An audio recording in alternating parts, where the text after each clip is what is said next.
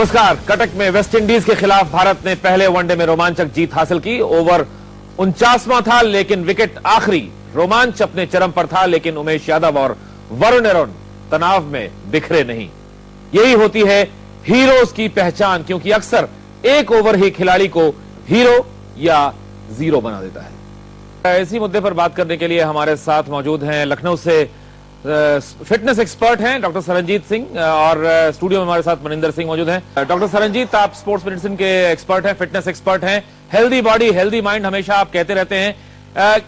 Healthy mind के लिए healthy body की जरूरत होती है, लेकिन जो दबाव है खेल के मैदान में, अंत तक मैच को ले जाना है और जिताना है, इसके लिए किस तरह के साइकोलॉजी की जरूरत होती है?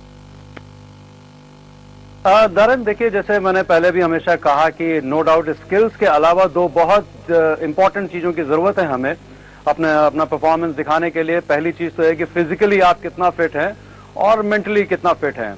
अब ये दोनों एक साथ चलती हैं, ये दोनों बातें। ऐसा नहीं कि सिर्फ आप कुछ मेंटल इमेजरी टेक्निक्स और तमाम तरीके के विजुअलाइजेशन और सिर्फ साइकोलॉजिकल ट्रेनिंग से ही इसे इंप्रूव कर सकते हैं, बल्कि जो साइंटिफिक रिसर्च है वो ये कहती है कि अगर आप फिजिकली फिट हैं तो हमारी बॉडी में सर्टेन केमिकल्स ऐसे रिलीज होते हैं जो हमारे ब्रेन के अंदर न्यूरोजेनेसिस यानी कि इवन कुछ नए नर्व्स प्रोडक्शन में भी हेल्प करते हैं, जिनसे आप साइकोलॉजिकली और ज्यादा स्ट्रांग हो जाते हैं। लेकिन यहाँ एक दो चीजें और भी हमें समझनी पड़ेंगी और जो शायद हेल्प करेंगे हमारे जो जितने भी न्यू कमर्स हैं उनके लिए, कि स्पोर्ट्स में सबसे पहली चीज ये होगी कि we have to think in terms of success before we manifest it, first of all. And second thing is कि हमें एक आई कैन कॉन्शियसनेस डेवलप करना पड़ेगा। हम ये नहीं कहेंगे कि हम ट्राई करते हैं या हम होप करते हैं या हम विश करते हैं, इन सब का कोई मायने नहीं है स्पोर्ट्स साइकोलॉजी में। और सबसे पहली चीज आई कैन कॉन्शियसनेस डेवलप करना पड़ेगा, और उसके बाद जो दूसरी चीज की जरूरत होगी that is I will determination, और फाइनली उसको उन स्किल्स को इंप्लीमेंट करने के लिए जिस चीज की जरूरत होगी वो होगी डू इट नाउ एटीट्यूड। बिल्कुल, और इन तमाम चीजों को इंप्लीमेंट करने के लिए खिलाड़ियों को संयम रखना बहुत जरूरी होता है। खेल में जब भी रोमांच होता है अक्सर बात होती है एड्रेनलिन रश की। इस पर कैसे काबू किया जाए? आखिर क्या होता है ये rush? Doctor Saranjit, adrenaline rush जो होता है उससे कोई खिलाड़ी बेकाबू भी हो जाते हैं, कोई खिलाड़ी अपने आप को संयम रखते हैं। इसके लिए क्या टिप्स देंगे आप?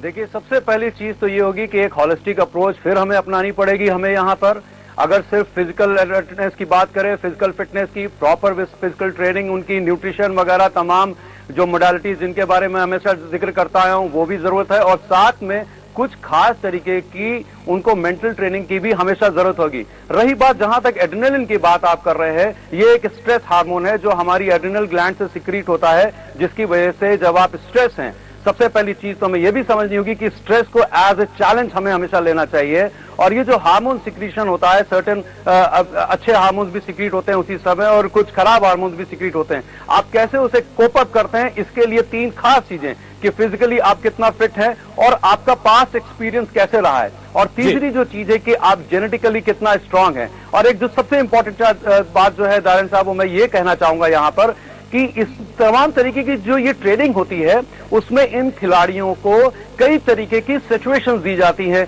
जैसे कि आप सपोज अगर आप आखिरी प्लेयर हैं और आपके पास आखिरी ओवर बचा है और उसमें आपको 12 या 13 रन बनाने हैं, तो इस तरीके की तमाम सिचुएशंस आपको दी जाती हैं। और जब वो एक्चुअली आप ग्राउंड पे जब उसे परफॉर्म करने लगते हैं तो आपके सबकॉन्शियस माइंड में ये चीज हमेशा बनी रहती है कि आप एक बार कोप अप कर चुके हैं, और ट्रेनिंग अगर उन्हें मिलती है तो वो उसे इंप्लीमेंट। डॉक्टर सरनजीत, आपका बहुत बहुत धन्यवाद। छोटा सा हम इस कार्यक्रम में ब्रेक लेंगे, फौरन हाजिर होते हैं।